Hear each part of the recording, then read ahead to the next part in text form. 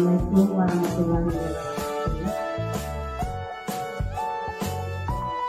Alhamdulillah wassalatu wassalamu ala asyrofil anbiya'i wal mursalin wa ala alihi wa sahbihi wasallam. Pertama-tama marilah kita ucapkan syukur atas kehadirannya kepada Allah Subhanahu wa taala yang mana telah melimpahkan rahmat dan karunia kepada kita bersama, sehingga pada siang ini Ibu Kepala dan rekan sejawat semuanya bisa berkumpul dalam untuk melengkapi tugas di LMS, yaitu tentang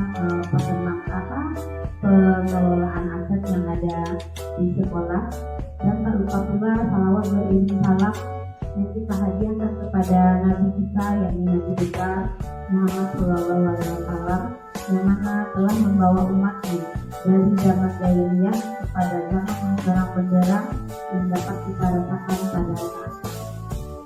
Baiklah, ibu dan rekan-rekan sejawat semuanya, pada hari ini saya selaku pembicara dalam hal ini, yaitu kita membicarakan tentang aset yang ada di sekolah, di mana aset itu terdirinya ada 7 buah aset, yaitu yang pertama modal manusia. Aset itu atau modal kita sebut. Jadi yang pertama itu modal manusia, di mana modal manusia itu sumber daya yang berkualitas. Investasi pada sumber daya manusia menjadi sangat penting, yang berhubungan dengan kesehatan, pendidikan, kesejahteraan, dan harga diri seseorang. Modal manusia ini yaitu aset yang ada di sekolah kita, seperti kita guru, anak murid, wali murid, dan lingkungan masyarakat sekitar sekolah. Yang kedua yaitu modal sosial atau aset sosial, di mana modal sosial ini dimaknai sebagai norma atau aturan yang mengikat warga masyarakat yang ada di dalamnya, mengatur pola perilaku, juga unsur kepercayaan atau jaringan antara unsur yang ada di dalam komunitas masyarakat. Kalau kita contohnya yang di PK itu kita bekerja sama dengan wali nagari, puskesmas, kepolisian, KUA ya, dengan daerah setempat. Yang ketiga yaitu modal politik. Modal politik hanya dimaknai sebagai sebuah aktivitas demokratis dalam tataran politik, tapi merupakan kemampuan kelompok untuk mempengaruhi distribusi sumber daya di dalam sosial. Modal politik ini juga berkaitan dengan karena kita kan menjalin bersama, tentu ada program yang kita adakan bersama jaringan kita tersebut. Kayak kita dengan puskesmas meminta atau beliau memberikan cara bergigi, polisi dengan memberikan tata cara jalan berlalu lintas. Habis itu yang keempat yaitu modal agama dan budaya, di mana di sini merupakan perilaku berdasar dan berfungsi untuk mengintegrasikan perilaku individu. Kebudayaan merujuk pada hasil cipta dan karya manusia yang unik, yang lahir dari serangkaian ide, gagasan, norma dan perilaku. Kalau kita modal agama dan budaya, yaitu kita memperkenalkan agama kepada anak dari usia ini dengan cara mempraktekkan sholat duha, sholat berjamaah. Habis itu tentang hafalan hadis, doa pendek harian, serta cerita moral yang kita tanamkan kepada anak. Budaya yaitu seperti yang kita lakukan tentang apa namanya itu ini yang menempel uang itu bumolado. Berarti kita kan mengajarkan kepada anak bumolado ini, yaitu bahwasanya kita memberikan itu sama dengan apa itu sedekah berarti ya. Jadi kita mengajarkan kepada anak bahwasanya budaya kita ada namanya bumolado yang harus yang dilakukan pada mulut tadi. Jadi kita juga memperkenalkan budaya-budaya kecil kepada anak kita. Yang kelima yaitu modal fisik, di mana modal fisik itu terdiri dari dua kelompok, bangunan dan infrastruktur. Seperti yang kita ketahui, bangunan kita sekolah yang cukup berumur sudah lama dengan kelas 5 buah dengan kantor, dengan toilet 2 buah dan kamar mandi 2 buah, dapur serta pekarangan yang tidak terlalu besar. Dan infrastruktur yang kita miliki yaitu pembuangan air, sistem airnya kurang lancar. Kalau jalan kita hanya mempunyai gang kecil yang cukup untuk membuat transportasi bisa lewat, cuma tidak intens, tidak terlalu banyak seperti itu. Habis itu modal lingkungan di sini berupa potensi yang belum diolah. Nah, kebetulan kita sepertinya minim di lingkungan modal lingkungan ini, karena kita tidak mempunyai taman, tidak mempunyai lahan kosong yang bisa kita olah. Kita hanya mempunyai cukup untuk anak berbaris di luar halaman saja.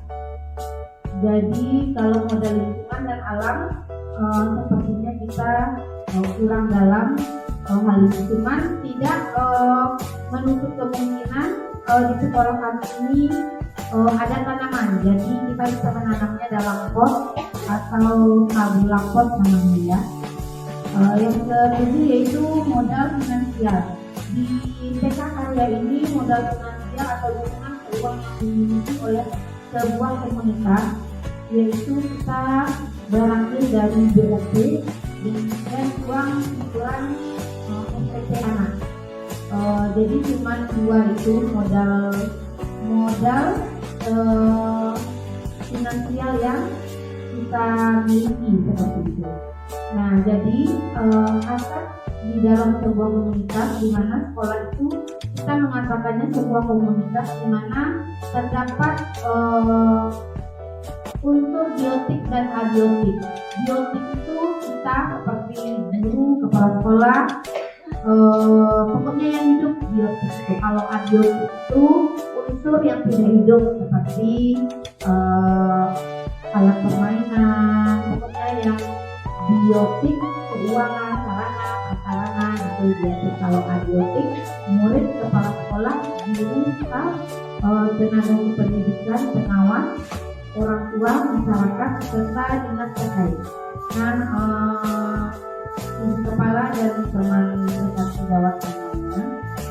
Setelah mendengar aset, kita mempunyai 7 aset tadi yang ini dibicarakan di sini. Aset mana yang perlu kita kembangkan di sekolah terkait sekolah kita?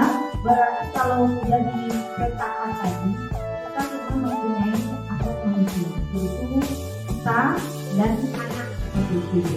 Karena kalau kita lihat lingkungan sepertinya kita nggak bisa mengolah apa yang ada di sekitar kita. Kalau finansial kita cuma BOP dan iuran dari wali kota seperti dari anak.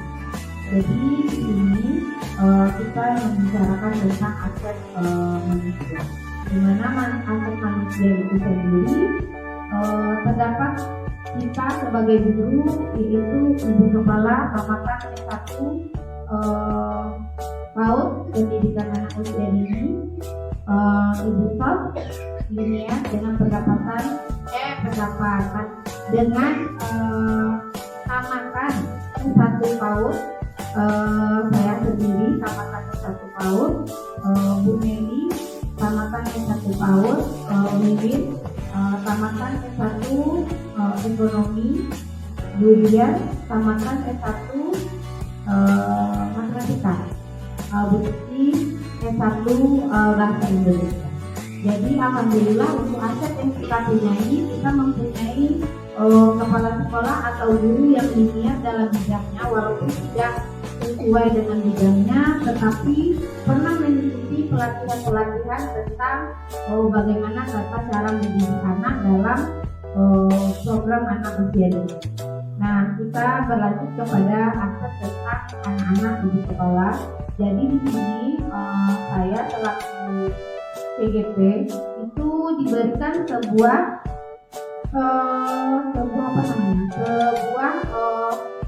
tugas, yaitu pengelolaan program yang berdampak positif kepada anak, di mana kita di dalam ini kita meminta kepada anak itu untuk memberikan student legacy itu di mana anak menjadi pemimpin pembelajaran. Jadi kita sebagai guru hanya membimbing, tidak dari kita pembelajaran. Seperti contohnya jika Ananda kalau kita setiap hari Jumat dalam penekanannya anak membaca surat pendek, hadis dan doa harian. Jadi di sini anak yang mengeksplor dirinya dalam belajar, maksudnya setelah membaca Iqra, membaca doa-doa pendek, kita kan biasanya mengulang lagi di dalam kelas seperti itu. Lalu kita akan bertanya siapa yang mau maju ke depan atau siapa yang mau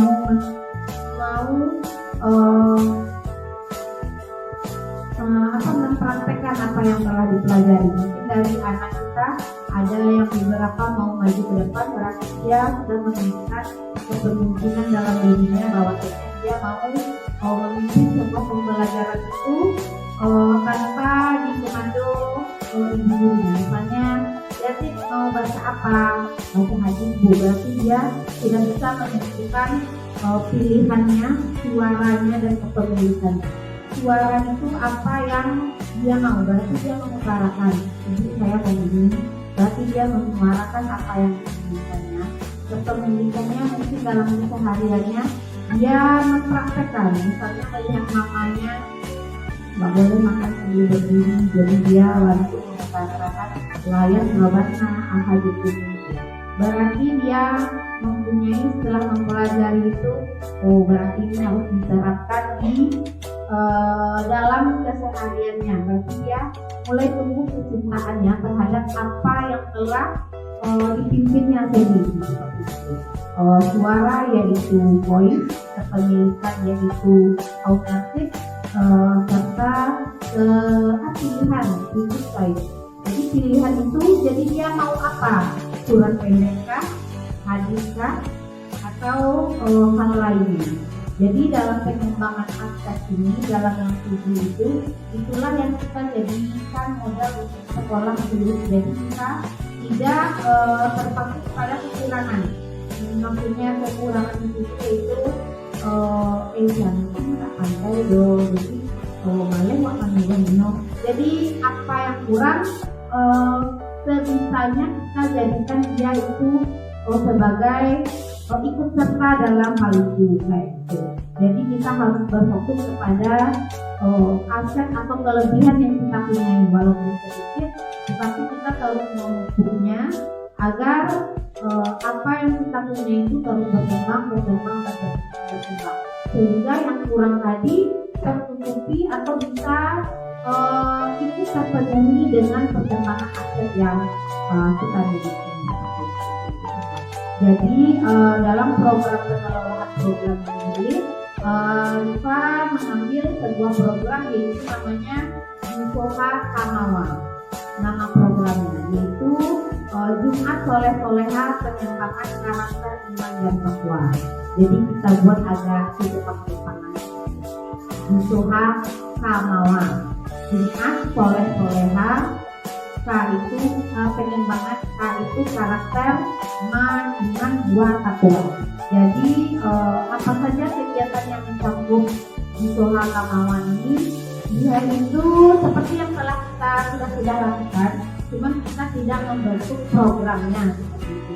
Jadi kita dalam penutupan di hari Jumat itu, jadi di hari Jumat itu kita memutuskan untuk lebih menekankan Ananda kepada cara praktek sholatnya, habis itu dalam praktek hadis, doa pendek. Jadi Bu Yus kemarin waktu pas di PI 5 itu, PI ya, ada masukan bagaimana kalau misalnya di hari Jumat itu dalam pembacaan hadis kita gabung, maksudnya gabung gimana, gitu kan? Jadi Ibu Santi itu menyarankan misalnya di hadis ini. Jadi dalam satu kelompok, misalnya kita berbeda, ini baca hadis ini surat ini, doa. Jadi nanti anak bergilir sudah dari hadis pergi ke guru ini dengan membaca yang lain. Jadi waktu itu saya mengatakan kami minim dengan guru seperti itu. Jadi apa yang ada itulah yang di kelas yang kita merangkum semuanya. Jadi mungkin dalam pengembangan aset ini kita lebih memberdayakan anak dalam pembelajaran pengembangan karakter iman dan takwa, di mana kita tahu fondasi awal dari anak usia dini ini yaitu pengenalan agamanya sejak usia dini. Jadi semoga program ini yang mau kita rencanakan sebenarnya sudah ada, cuma kita lebih tekankan seperti itu. Semoga bisa lebih kita tingkatkan lagi, atau mungkin bisa lebih kita kumpulkan lagi. Bisa jadi juga boleh sekali dalam sebulan misalnya kita undang ustaz, misalnya memberi siraman rohani kepada Ananda seperti itu. Jadi dia lebih tahu makanya nggak dari sini aja. Mungkin itu tentang aset yang saya pelajari di Guru Penggerak. Mungkin ada dari atau rekan sejawat yang bertanya tentang aset yang kita punya di ekosistem sekolah ini. Ibu,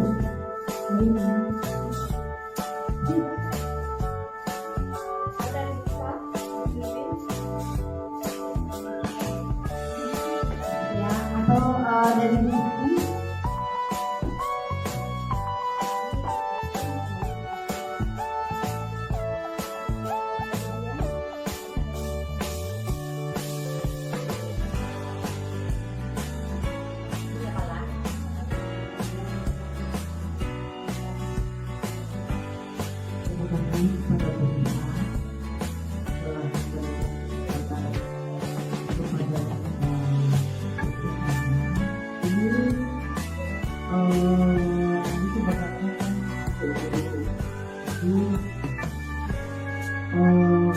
dimana kita mengembangkan kurikulum agama ini, atau kita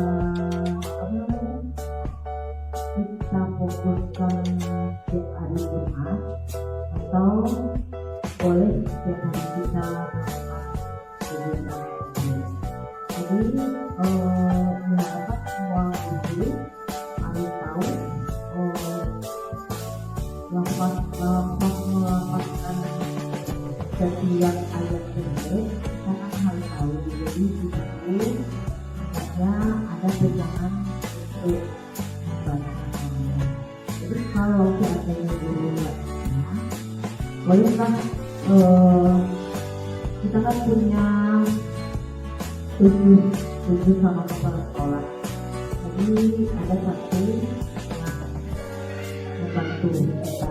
Jadi kalau kita misalnya ada satu guru yang tidak bisa melakukan atau membuat artinya membacakan ayat itu gimana panjangnya, gimana pendeknya, maksudnya itu. Jadi kalau kita tambah satu guru lagi, berarti kita nggak bisa, karena uang sekolah kita untuk jadi itu perubahan dimana turunnya. Ya, terima kasih kepada Ibu Kepala. Seperti jadi program ini kita jalankan seperti setiap hari Senin sampai Sabtu kita tetap melakukan pembiasaan, jadi namanya pembiasaan. Ketika anak berbaris, jadi kita kan tetap melakukan apa kegiatan kita seperti yang sudah, cuman di hari Jumat kita menikah lagi. Ya betul seperti itu. Kalau bilang kalau misalnya kita menambah guru lagi, berarti ada biaya yang harus kita keluarkan. Sementara untuk mencukupi biaya itu kita tidak mempunyai pemasukan lain istilahnya selain dari uang sekolah atau BOP yang keluarnya tadi satu semester seperti itu. Jadi seperti yang Ibu bilang juga, berarti kitalah sebagai guru yang memupuk aset kita sendiri. Berarti belajar manfaatnya dulu sebelum kita mengajarkan kepada anak-anak, berarti gurunya dulu yang diperbaharui seperti itu. Kalau misalnya ada yang tidak pas atau apa, berarti teman kita atau guru kita itu berarti perlu didampingi. Dan guru yang didampingi yang ini pun tidak perlu berkecil hati, karena maksudnya kita sadar akan kekurangan diri kita, berarti kita perlu bimbingan juga untuk memberikan yang lebih baik, karena yang kita berikan nantinya ke anak-anak, karena apa yang didengar berarti anak-anak melakukannya seperti itu kan.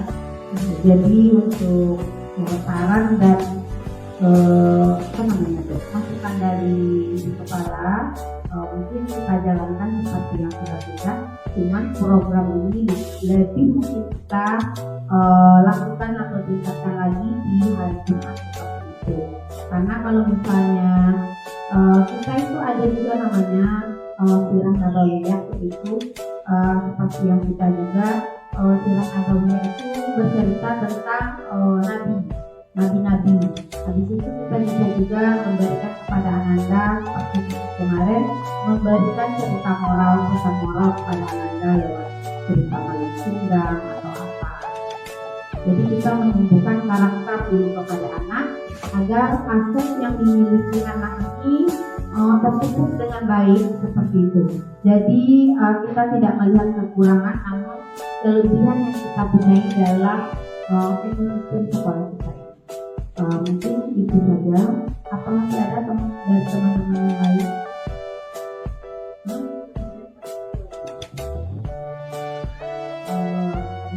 Kita kan mempunyai aset sekolah, yaitu itu.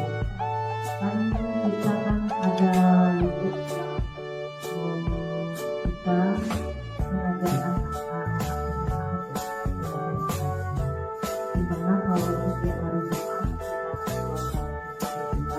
kita belajar lagi dari itu, jadi nanti bisa belajar apa, kita tahu ada